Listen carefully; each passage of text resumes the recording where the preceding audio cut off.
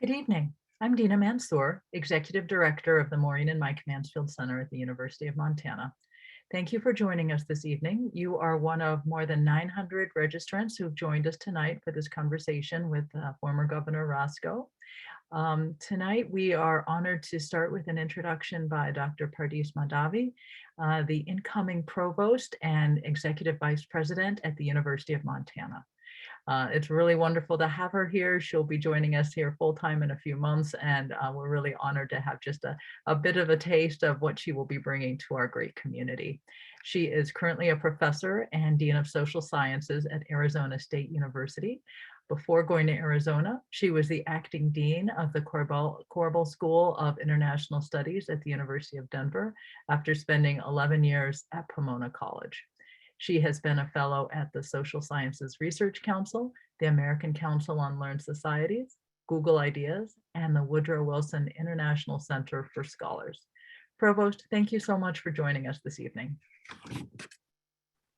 Thank you so much for having me. It's really, truly an honor and a pleasure to be here. Let me add my good evening and welcome to all of you. And thank you so much for joining. I can't wait to move to my new home in Montana and to be able to attend wonderful in-person events with you all very soon. So as I mentioned, I'm deeply honored to be able to join you to introduce this evening's event. The theme of tonight's event, Resuscitating the American Republic, Fidelity to One Another, the Cause of Freedom, and the Country's Future, is one that is deeply important to me on a number of levels. As some of you may know, I hail from a country today called the Islamic Republic of Iran, where for the past several decades, a regime has been in power that has little respect for the values that most of us around the world hold dear. Respect, honor, freedom, rights, and I could go on. I know what is at stake when democracy and the Republic are on the line. I have lived these profoundly in my personal life.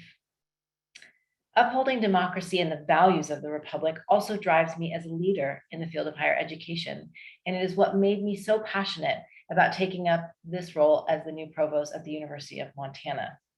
I believe that an innovative, impactful, and intentional approach to higher education is vital to the health and vitality of our democracy, and I lead with these values in mind, because I do believe that our democracy can be at stake when higher education is not at the heart of social transformation. This evening's event exemplifies the best that higher education can bring in ensuring that we have these meaningful conversations to keep the health of our democracy going. Tonight's speakers need little introduction from me, but I will give you a short introduction to help you get to know each of them. Mansfield Center board member, Governor Marc Racicot has a lifelong commitment to public service, including his time as governor and attorney general for the state of Montana. He also served as chair of the Republican National Committee and on the board of the Corporation for National and Community Service. Our moderator, Chuck Johnson, has covered Montana politics, government, and statewide issues for most of his 45-year reporting career. I look forward to working both with the governor and with Chuck as part of our band of proud University of Montana alumni. Chuck, thank you so much for moderating this evening's conversation, and I will turn it over to you at this time. Thank you.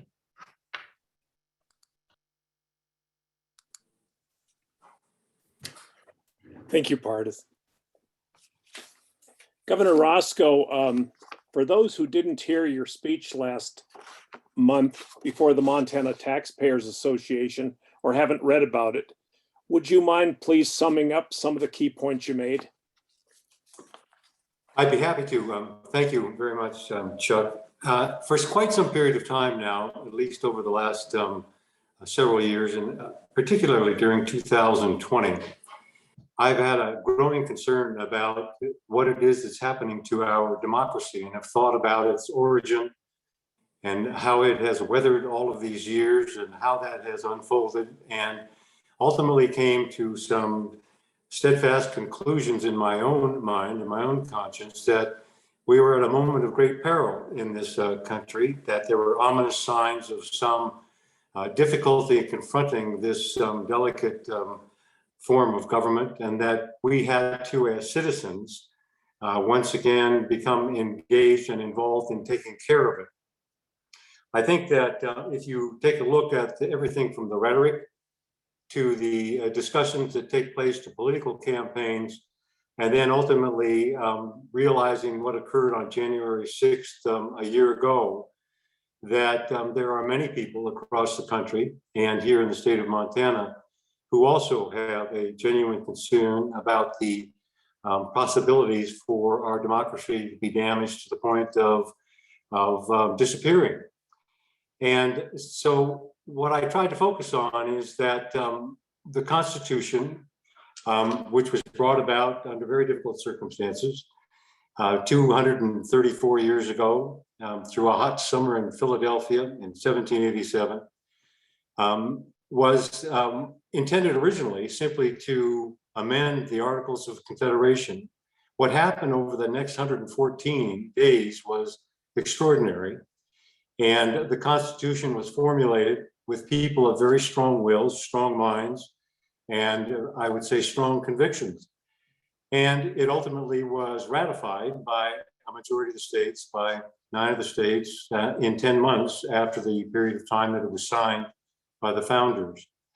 But when you look at it, it's really a delicate form of government. It's a social contract between the American people, the people who live in this country, and their government. And it sets out what it is that government can and cannot do. And it talks about the fidelity of the people of this country being dedicated to the perseverance of the nation. But when you take a look at what it is that we see and hear virtually every day, with the exchanges that occur between parties, between candidates, the critiques that take place, the kind of inability to be able to even talk to each other, to listen to each other, to reason together, you begin to realize just how delicate this democracy is. And it takes every single one of us giving it life, breathing new life into it on occasion, and bringing to bear the kind of values and character that we think is important for those who represent us to proceed with when they're deliberating on our behalf in a representative form of government. So that, in essence, was the topic of discussion that I presented to the taxpayers of Montana, their association, back in December. And since that moment in time, I've received a lot of comments and a lot of suggestions and a lot of thoughts about what it is that we discussed. But I think I could honestly and accurately say that there are a great many people concerned about the same issues that we discussed that day. Where do you think we go from here then, having raised the issue and gotten a lot of favorable comments around the country and around the state? What's the next steps people should be looking at? Well, I think that it all begins with each of us as members of this union, setting expectations and requiring of those who represent us in every form we can within the bounds of civility and good sense to live up to those expectations. I think we need to take a look at how it is that we deliberate in this country, what has happened over the course of time, how the internet has changed drastically what it is that takes place. And we need to focus upon trying to draw all of the agencies and mechanisms of government back into an arena that is exemplified by decency, thoughtfulness, respect for one another. We need to employ the values that we found to be so capable and such a source of stability throughout the course of our earlier years, and that is respecting the rights of other people, making certain we respect their thoughts, presume their innocence until it's proven otherwise, to seek accommodation when we can without violation of principles. You know, quite frankly, and as a footnote, all of the things that Senator Mansfield talked about over and over again.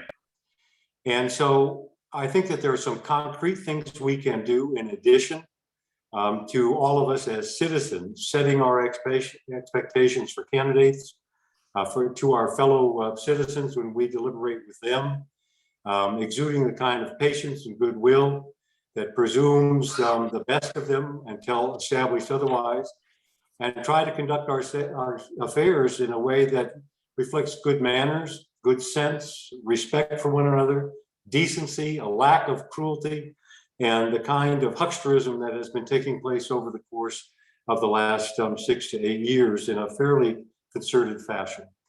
In addition to that, there are some things that we can do, I believe, to focus on even some changes in the way we do business.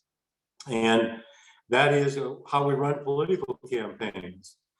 For instance, campaign finance is one of those areas. It's absolutely unbelievable the amount of investment, if you want to call it that, or the amount of contribution that is made in terms of dollars and cents to political campaigns across the country, which has many deleterious effects in my judgment, and I think pretty much universally, on both sides of the aisle, is a matter of great concern. There are, of course, some constitutional requirements that we would have to address to do those kinds of things that change our processes in some ways, particularly at the federal level. And that is because, as you have noted to me before, Chuck, the United States Supreme Court reflecting that contributions through entities, corporate and otherwise, and obviously through the efforts of individual citizens are a form of speech, and as a consequence cannot be abridged. And so we have to look at changing the Constitution if we're going to deal with those issues that are associated with political expenditure. But let me just, for a moment, recap what it is that has happened with expenditures over the course of the last several years. I know for a fact in 1992 that in Montana, there was approximately $2 million spent on the gubernatorial campaign. In 2020, that had been inflated to the point that there was $25 million spent on the gubernatorial campaign. When you count ballot issues and independent expenditures for state races and party committees, totally there was $66 million spent on political races in the state of Montana. Now, that doesn't count what was spent in terms of the Senate race by the candidates and by outside groups, which adds enough to drive the figure to $323,932,000. And then add the congressional races, and you get very, very close to $335 million spent on political campaigns.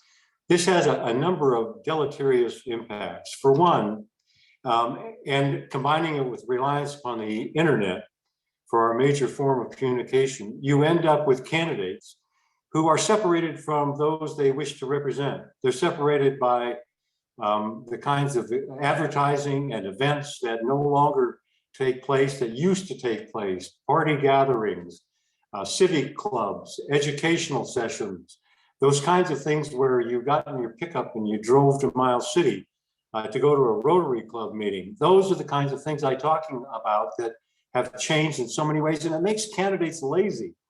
And by lazy, I mean they rely upon these very, very typically short and brutal advertisements over the internet and over television and other forms of media to incise the opposition and to virtually set about to destroy what it is that they have in terms of credibility. So money is corrupting our politics, not in the sense that there are illegal activities going on. What they're doing is corroding the instincts, the hearts and minds of the people they want to represent, and of the people involved in providing efforts to support political campaigns and changing the currency from persuasion and the power of ideas and reducing it simply to focusing upon seeking power for its own sake. So constitutional amendment is one effort. There's a bill introduced in Congress almost every year that focuses upon that issue, but not enough public demand yet to require it to move forward. Some may wonder how long it would take for a constitutional initiative to pass, but we have had constitutional amendments approved within very short periods of time, as little as 4 months, when the vote for 18-year-olds in the 26th Amendment was passed and ratified by the required numbers of states. What we could do in other places as well is set about to take a look at our electoral mechanisms, like our primary campaigns. I think that when you take a look at both political parties, the currencies that they have supplanted of hard work, engagement with people, argument, persuasion, contrasts that were legitimate and thoughtful and careful have been replaced by electronic communications that can circle the globe in warping speed and end up corroding the good sense and the honest purpose of the people of this nation, and frankly, around the planet. One of the things that we could do, I believe, in Montana is take a look at nonpartisan blanket primaries. In other words, where the top two candidates, you can still be identified by parties, you can still be supported by parties, but those who vote in a primary election can vote either ballot and choose which of those candidates that are running ultimately could end up representing the state of Montana by being a choice of two candidates in the general election, and then ultimately being selected by the remainder of what takes place during the electoral process. And my suggestion in this regard is this. I think that we all sense that there's a great middle in America. People who work hard, who are engaged in their neighborhoods, in their institutions, in their educational processes, and with each other as good neighbors and members of the community. And when you have so much dominance of the political campaigns during the primary season, the efforts to be able to engage those people and to give them a freedom of choice, and also to bring some accountability to the political parties, ends up being diminished substantially. So to return some capacity and power to the people who are actually voting, in my view, we ought to think about opening up our primary process to allow for a nonpartisan blanket primary. So through campaign finance reform, through efforts like a nonpartisan primary, and most importantly, and this is in reference to virtually everything we do, the people of this country have to get engaged, they have to get involved, and they have to set their expectations for the kind of behavior, manners, courtesies, interests that they expect to be manifested by their candidates.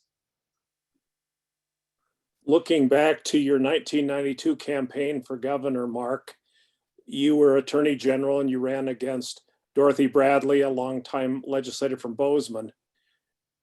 I covered the race, and as I recall, the two of you had something like 32 debates, forums, joint appearances, and the like, many of which were also broadcast on radio and television. I've never seen a Montana campaign quite like that. Usually the strategy is to avoid debates, just do the minimum one or two. Would you like to see more candidate debates to kind of get around all the advertising, or does that help deal with the problem? Well, I think that, frankly, the more the better. Although I can tell you plainly that I think Dorothy was as exhausted as I was by the end of the process. But there was there were so many things that came out that are probably inquantifiable in many different ways as a result of how it is that we conducted those campaigns. First of all, it's important to note that Dorothy Bradley is and was during those days and is now an extraordinary human being. And she is incredibly bright, incredibly strong, and was incredibly dedicated to her efforts to be successful.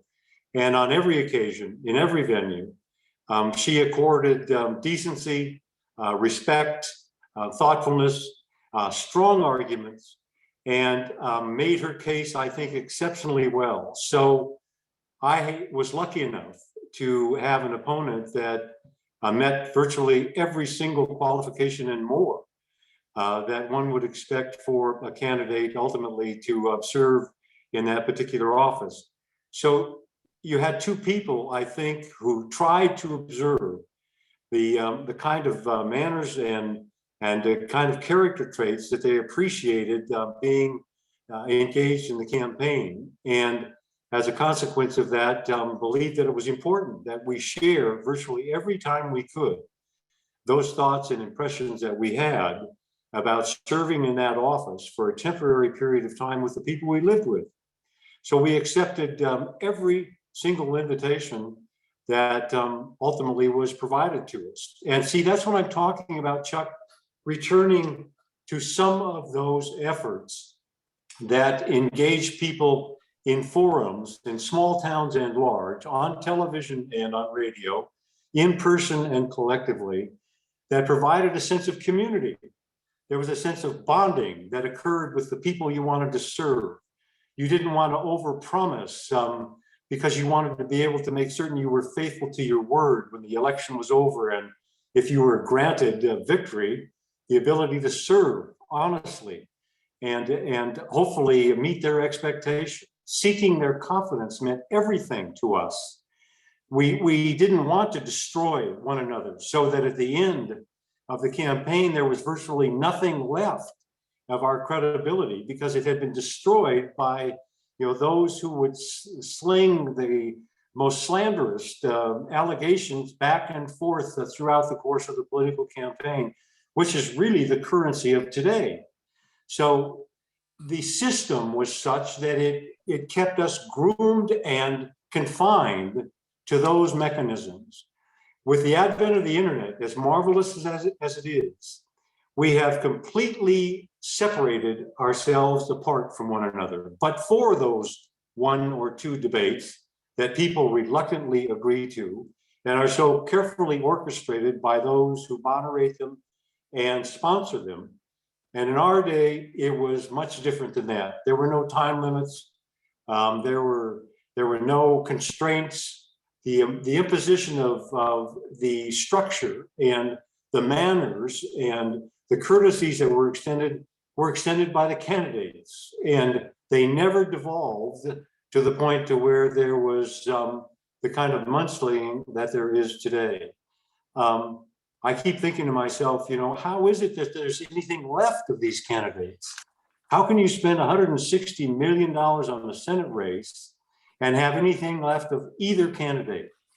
And most of this outside intervention with ads and the kind of critiques that are made are designed by other people. It's not by the candidates. And they enter into the races through third-party initiatives that the candidates have absolutely no control over. And as a consequence, they get more brutal, more difficult, more brief, and there's so much noise that by the end of the campaign, people can hardly stand to even think about listening to another campaign ad. I know you were there when I had the chance to speak to the Taxpayers Association, and I make mention at the time that I know we can't turn back the clock. And I'm not mournful about not being able to return to a time that I recall differently than perhaps others might. But what I am suggesting is that we proceed hopefully to secure and live by the values that were a part of our process for so long. And if you take a look at the Constitution, those models began to be modeled there. There were rules about how it is they conducted the proceedings. They were rules of respect and courtesy. And there are rules in our courtrooms, which is one of the last vestiges that we have for producing the truth in this country. There's so much electronic noise and drivel that proceeds day after day that it's infinitely difficult for people to even discern what it is that's true and not true. I spend hours every day looking at various different sorts of media, trying to figure out where the truth lies. And as a consequence of that, what I'm hoping for is that we can elevate with the expectations of our candidates. We can change the currencies that are a part of our process now, from hucksterism and slinging libelous allegations back and forth, destroying our candidates in the process, and proceed with a sense of nobility and pride and thoughtfulness and respect that I think is imbued as a matter of the spirit of the Constitution as well as specific provisions. In your speech, Mark, you particularly emphasized the word fidelity, a critical word in the oath of office, both in the federal and state constitutions, that elected officials must take when they're sworn into office. You also said fidelity referred to, presumes not just actual words of the Constitution, but faithfulness to its spirit as well. When do you think we started losing this fidelity among our elected officials and voters? How do we regain it? Maybe you've answered that part. You know, it is a competitive enterprise, unquestionably, and whenever the juices of competition flow through the veins of any human being, obviously you get engaged with a level of intensity that can sometimes lead to mistake or misadventure of some kind or another. But it's not that I don't remember it's a competitive enterprise. It is a competitive enterprise. But at the same time, when you take a look at the Constitution with its expectation and orderly procedures, it was designed to allow for people to hear from each other. There were no newspapers or media allowed. It took place in a closed room. There were rules about when you could speak and when you couldn't. Everyone had to be heard from before anyone else was allowed to speak a second time. And there was a sense of accommodation, another word used by Senator Mansfield constantly, over and over, trying to accommodate. He once said it's better to get 1 inch than to get nothing at all. And he also believed that you had to do your level best to accommodate the president and the dignity of his office, regardless of party. And he spoke of his opposition, his minority leader, Senator Everett Dirksen, in glowing terms. And he and Everett Dirksen are primarily responsible for the passage of the Civil Rights Act in 1964 during a very tumultuous period of time. You and I can recall that, I think, very, very accurately, Chuck. We lived through it. And a year later, they secured the passage of the Voting Rights Act with 77 votes. So this was an example of how it is that leaders in those days saw their responsibilities under the Constitution, practiced the principles that they believed were important, who believed that character was critical to leadership because it was through the lens of character that you could ascertain how it was that leaders would lead, the decisions they would make, and how they would proceed to hold together the nation through its legislative enterprise. And those two people, I think, are an extraordinary example, not compromising their principles, but how they saw their duties to serve the nation rather than to each other. In these days, there are so many efforts undertaken to secure power rather than to investigate the power of ideas. And what I learned over the course of time is, if your ideas are credible, and if they're persuasive, and if they're powerful, that they can be argued and they can be shaped in a way with those who may reflect an opposite political party to ultimately be enacted in ways that benefit the people that you both serve. And if you pledge to serve in that same way and to consider their ideas in the same way, at the end of the day, that was the spirit of the Constitution that was expected. The ability to make certain that you exuded decency, that on occasion you listened and witnessed through your heart, not always through your eyes and your ears. And so this effervescent quality of fidelity refers to serving above and beyond loyalty to the nation, loyalty to your state, loyalty to your community, loyalty to the provisions of the Constitution. And I saw a poll just not too many days ago where it was reflected that 34% of the American people thought that it may be necessary and that it was okay to proceed with violence against the government on occasion. Now that's I have my questions about polls these days, so I don't ascribe scientific certainty to that particular conclusion. But if it's anywhere near a third of our population, then we have a long way to go in terms of resurrecting what it is that so many came to depend upon and maybe took for granted for a great many years from the Civil War forward. We've gone through a lot of challenges in this country over a long period of time.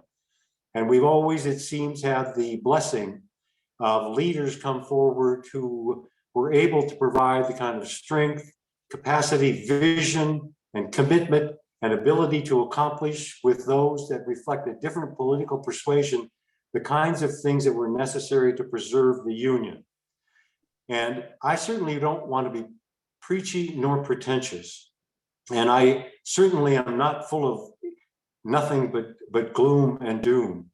But I seriously think that we are seeing the fabric of Montana torn apart and the nation torn apart because we are not proceeding in a way with each other as neighbors and as political adversaries in a way that reflects the decency that's embedded within the notion of fidelity. Mark, you were the Republican National Committee chair under President George W. Bush. Yet in 2016 and 2020, you wrote op-eds for national newspapers suggesting you couldn't support Donald Trump for president. That view seems to put you at odds with the statewide Republican Party and many of its elected officials today. How do you reconcile your views with theirs? Are you going to try to talk to them, or have you had any conversations with them about your concerns, or do you intend to? Well, I have had the talks, not official talks, but surely with people that I would either suspect or know factually to be Republicans. I know that I was probably a disappointment to a great many people as a result of the decision I made. In 2016, just before the Cleveland Convention, although troubled throughout the entire primary season, I came to the conclusion that I could not support Donald Trump. And the reason for that was because there was a lack of character, in my view, that was, I think, the most important characteristic that I could think about for a potential leader. I think there are some leadership requirements and responsibilities, and character is one of them, because as I mentioned before, character is the lens through which any leader determines the path to be followed. It's the lens through which they make decisions. It's the lens through which they engage and take up ideas to be pursued. And if there is not the kind of character that reflects that fidelity, and contrary to that reflects this impulse and passion to secure power for its own sake, then I simply couldn't support any candidate that reflected those characteristics. And like Winston Churchill said, there are some people who give way to their principles for the sake of their party. But he said there are others who forsake their party momentarily for the sake of their principles. And that's how I understood it to be that day. That it was a very serious matter of conscience for me. And at the end of the day, I made the decision because in 2016, I thought that the essential ingredient, the transformative ingredient for a leader was to be a man of good character. In 2020, there was a huge amount of evidence that had mounted by that time, in my view, that reflected that not much has changed over the course of the former president's service in 4 years. You know, the kind of poisonous rhetoric, the mean, angry, cruel discussions, the allegations, the constant focus upon self, the narcissism that was visible day after day, the seeking of power for its own sake, a fool's errand, we all know. was still ever present. And as a consequence of that, I made the same decision in 2020. Now, I know I've been a disappointment in that regard, but in my own conscience and in my own mind, to some people, I've been a disappointment. In my own conscience and in my own mind, I've indicated my principles after giving them serious thought, a lot of prayer, and ultimately concluding that there was no other thing that I could do under the circumstances. What sort of response have you gotten from your maybe people that supported you in your governor's race, helped you campaign, raised money? Are most of them understanding, or do some of them not want to have anything to do with you anymore? No, I've had one comment that was a bit edgy. But that's all I've received, but only so far. I'm not going to keep quiet about these issues, and maybe there will be no one that wants to listen at some point in time, but I believe in them steadfastly. I witnessed them. Chuck, you witnessed them. You were in the middle of all of this. You reported on all of it, expertly, I might add. And this is, of course, the first time that I felt like you're not cross-examining me in about 35 years. So you know that there's a difference in what used to be, what is, and what could be. And I have talked to a lot of young people and people in college classes, and they're anxious to learn about the nobility of the system that it inherently possesses if you make certain that the ingredients that are put into the mix are the right ones. And they want to be of service if they think they can make a difference. And so as a consequence of that, our efforts are real and they're important. And I am going to try to make them available to anybody that is willing to listen. But I have not, it reminds me of a story about a sign outside of Rudyard, Montana, on Highway 2, and maybe others have seen it when they've traveled from Sydney, or I mean Scobie to Havre. There's a sign in Rudyard, Montana. It says home to 596 people and one old sorehead. Now, I'm not certain I got 596 replies or offerings of opinion, but there were many, and there was only one old sorehead. Now, some people have wondered, are you using this as kind of a vehicle to run again? You've told us in the preliminary discussions, you're retired. This is just a topic you have strong feelings on, and will speak when people ask you to speak. Is that correct? That's absolutely correct. Yeah, my heart is heavy. I mean, I'm saddened by what it is that has happened to us. And as a consequence of that, I simply have to try. And but it's not because I want to run for office. It's because there are a lot of people, friends, neighbors, all of the people I know and don't know, who are depending on this nation to survive, and to survive in a way where freedom and tranquility and liberty that we have come to sometimes take for granted, but nonetheless are endearing to us, can happen, can be a part of their lives. So it's for family, it's for children, it's for grandchildren, it's for friends, it's for neighbors, it's for Democrats, it's for Republicans. I'm essentially pleading with people to gather together and change the way we're doing business. In your speech, you were especially concerned about Twitter. And just to quote from the speech, you said, we once, quote, suspected the best of each other until proven wrong, unquote, and now we suffer from the, quote, awkward, thoughtless, poisonous, mean, and frequently inaccurate or false public communications of today. And you said there are 360,000 tweets a minute instantaneously dispatched every minute of every hour of every day. How do we put the genie of social media back in the bottle or the lamp once it's been launched? Or are there ways we can reform it to perhaps make it more valuable and useful?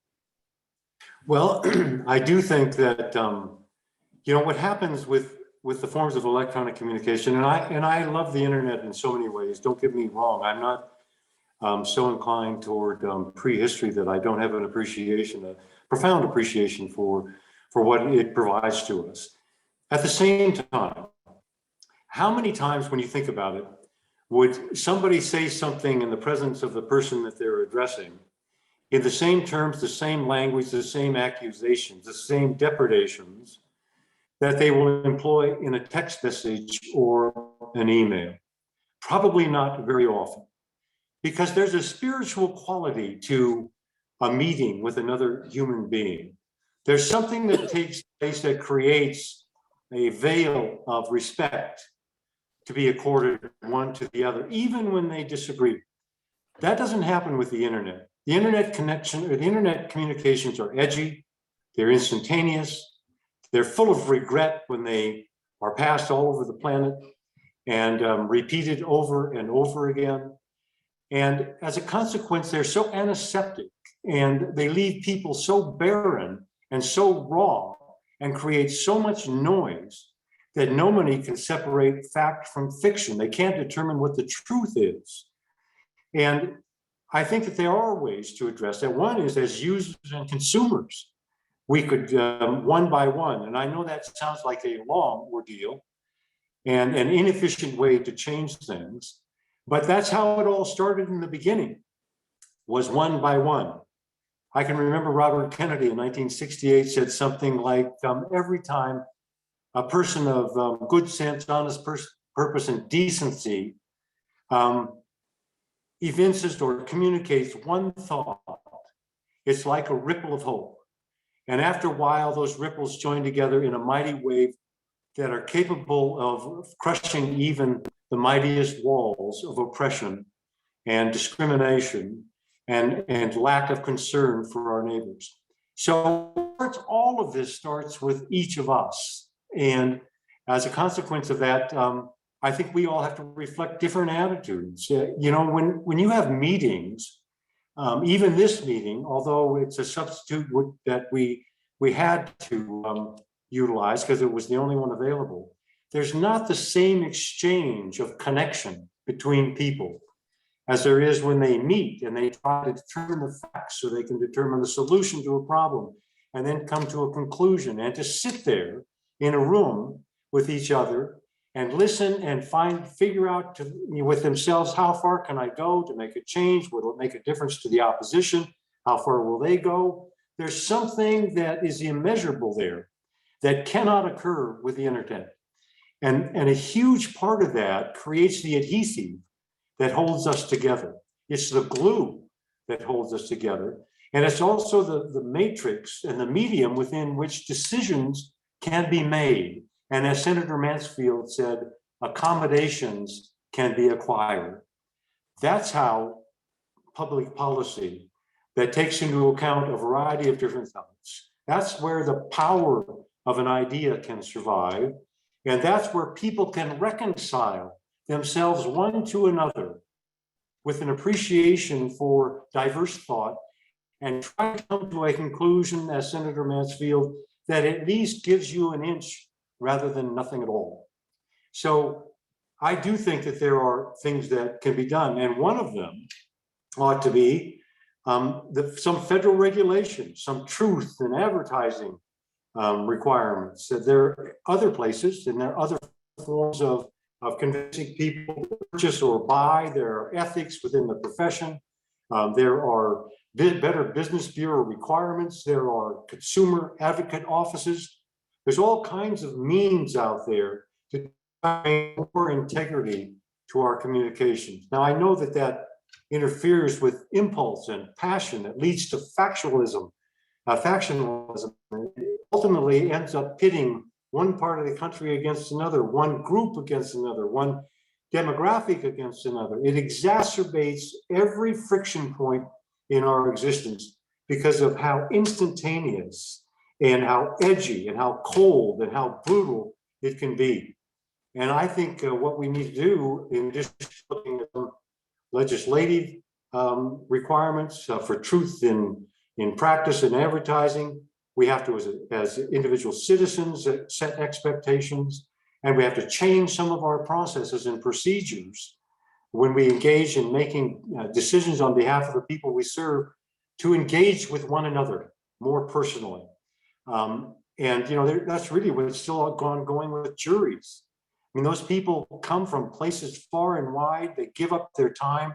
They swear to apply the laws given to by the judge. They listen to the facts according to rules established by the court. And then they go in and they talk with each other. And they have to stay in there until they come to a conclusion. It produces the truth. I tried a lot of cases. I ran a lot of political campaigns. And frankly, I lost as many political campaigns as I won. I put just as much effort into every one of them. But I never did get in the win column. I'm just even. I'm 3-3. But what I learned from losing was much greater, more profound, more piercing, and more everlasting than what I learned in winning. And what I learned in coming to agreement with people, whether or not it was the Flathead Indian Reservation Gaming Compact or an incident like that, and there were many, that when we sat down, even when we had crowds of 600 or 800 people, if we were there long enough and listened carefully enough, we could come to a conclusion that all of us could live with. Now, just to show you that this art form that we've all taken for granted until now, when it's gone, can still be found in some places. One of them I witnessed with the Redistricting Commission. Just came to a conclusion about how we would divide Montana into 2 different congressional districts. You had 5 civilian office holders, 2 appointed by the leaders of the Republican side, 2 appointed by the leaders of the Democratic side in the legislature, 1 ultimately appointed by the Supreme Court. They held public hearings. I went to one of the public hearings. I testified. There were many, many people there. They all offered testimony. They were all sincere. The proceedings were conducted with decorum and pursuant to process and on a fair and equal basis. The chairwoman ran an excellent commission. It was judicious in every way. And ultimately they came to a conclusion, even though there was competition in the beginning to try to find a way that would benefit your party without violating the notions of parity that had to be achieved, they came to a resolute conclusion that was elegant, and it was appropriate, and it was justifiable, and it was defensible, and it was right. What they did was the right decision. So it's still possible. We just have to seize the moments and the opportunities to make it happen.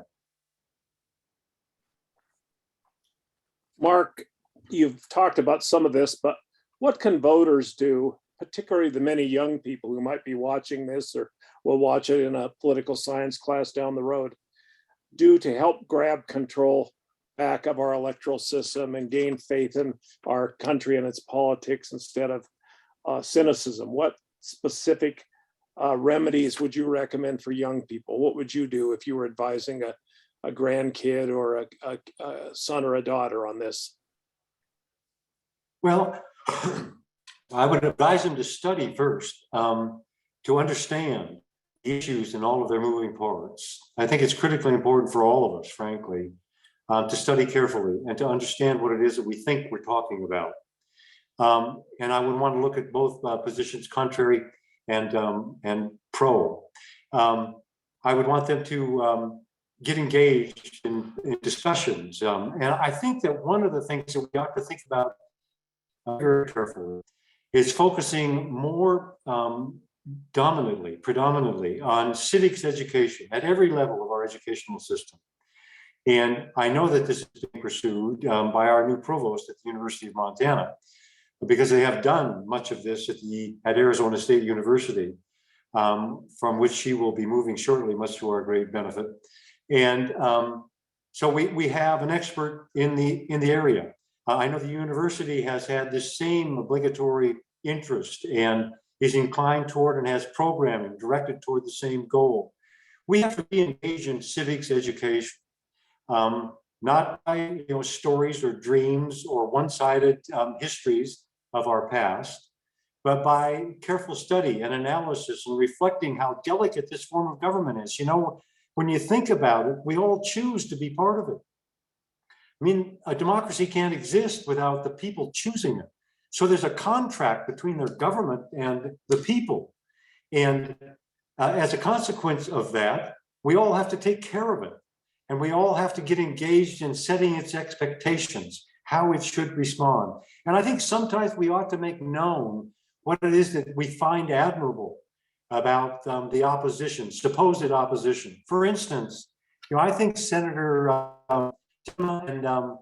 and Senator Manchin from West Virginia, both of whom are being scorned and in some ruled and in some instances censured for their positions in reference to the filibuster or their spending, public spending being out of control in their judgment, or to voting rights issues that they have about, whatever it might be, being censured by their own parties for reflecting their conscience. That kind of currency we have to abhor. That kind of expectation we have to condemn. They should be respected for following their principles, even if you don't agree with them. But setting out a system of punishments and rewards for those that only meet the company line, which typically is set by a relative few within the party, is simply not acceptable. And Liz Cheney on the other side and Adam Kinzinger have experienced much the same thing. They are, even if they're wrong, even if you don't agree with them, still see that they're following their principles. And those are the kinds of things I think we have to study and think about carefully and encourage. Even if a candidate or an office holder may be wrong, you still have to respect them for their strength of purpose and their convictions about what it is they think is doing right, what's being done right. So I think civics education at a very early age, and then engaging, I would recommend young people who have an interest, and I hope to God that they do, focus upon participating, study the party platforms. I studied our party platform. I studied both platforms. I mean, I can remember Senator Mansfield telling me in his office, he said, I can remember your father well when I would come to Libby. And he said, but he wasn't a Republican. And I said, no, he wasn't, Senator. But he said, but he was a good man.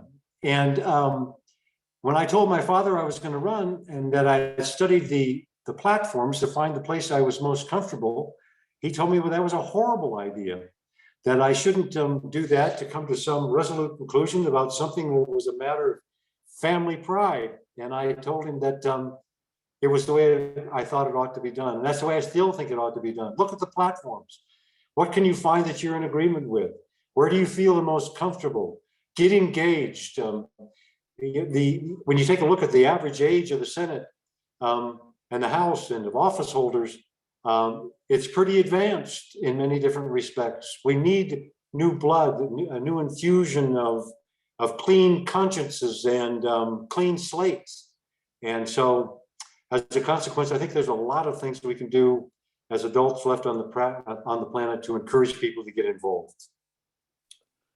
Well, thank you, Marc. We're about out of our time, and I'd like to thank the University of Montana's Mansfield Center for putting on this event and giving a lot of good ideas and having your vast knowledge on politics and that sort of thing. It's been a good evening, and thank you all for watching.